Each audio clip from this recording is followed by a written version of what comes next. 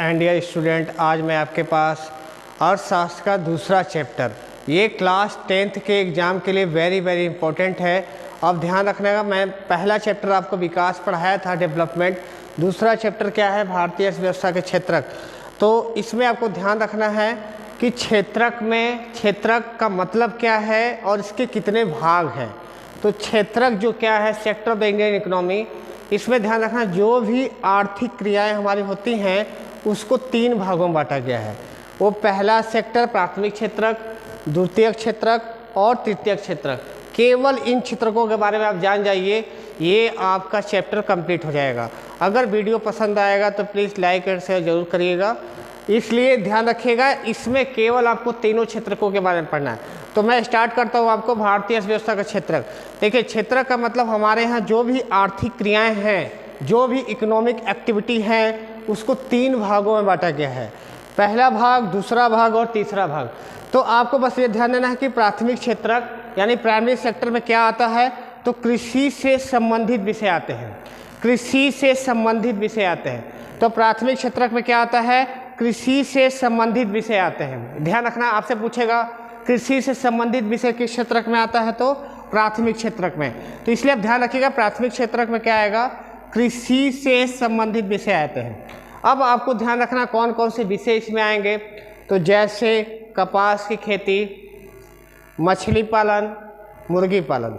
ये ध्यान रखिएगा, ये जो क्षेत्रक है किस क्षेत्रक में आएंगे? प्राथमिक क्षेत्रक। अब आपसे प्रश्न पूछेगा कि कपास की खेती या मछली पालन या मुर्गी पालन किस क्षेत्रक में आता है, तो प्राथमिक क्षेत्रक में। इसी तरीके से बस ध्यान रखना। और ऐसे भी प्रश्न पूछेगा कि आपको प्राथमिक क्षेत्रक में कौन सी विषय आते हैं, तो आप केवल बता दीजिएगा कृषि से संबंधित विषय आते हैं।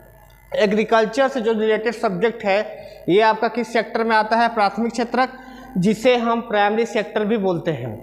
इसके बाद आपको ध्यान रखना है सेकेंडरी सेक्टर। सेकेंडरी सेक्टर में केवल उद्योग वाले सब्जेक्ट आते हैं, उद्योग वाले विषय आते हैं। जैसे यहाँ जो कपास की खेती मैंने किया, उसको अब मैंने किस में कन्वर्ट कर दिया?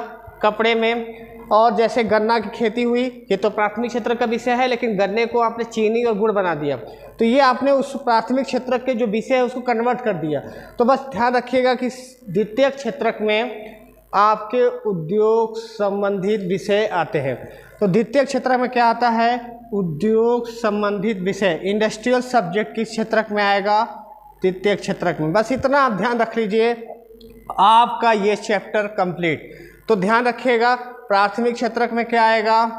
कृषि से संबंधित विषय आएंगे, जैसे कपास की खेती, मछली पालन और मुर्गी पालन। तो और सेकेंडरी में क्या आएगा? उद्योग से संबंधित, जैसे गन्ने से चीनी और गुड़ बनाना, कपास के पौधे से कपड़ा बनाना। तो आपसे पूछेगा कि गन्ने से चीनी और गुड़ बनाना ये किस विषय का क्षेत्रक है, तो द्वितीयक। इसी तरीके से आपको तीसरा जो क्षेत्रक है, तीसरा क्षेत्रक में बस ये ध्यान देना कि जो तीसरा क्षेत्रक है पहले और दोनों क्षेत्रकों की सहायता करता है, इसीलिए इस क्षेत्रक को सेवा क्षेत्रक भी कहते हैं। तो आपसे पूछेगा प्रश्न कभी कि किस क्षेत्रक को सेवा क्षेत्रक कहते हैं, तो तीसरे क्षेत्रक को। अब ये ध्यान रखिएगा, तीसरे क्षेत्रक में कौन कौन से विषय आते हैं, जैसे परिवहन, बीमा, संचार और स्वास्थ्य।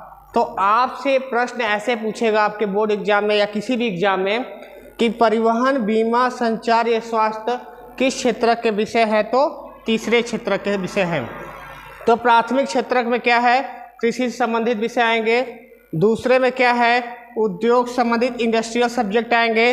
तीसरे सेक्टर में आपके जो है परिवहन, बीमा, संचार और स्वास्थ्य आएंगे। और ये ध्यान रखना, आप इतना पढ़ लीजिए, आपका कंप्लीट हो जाएगा। धन्यवाद।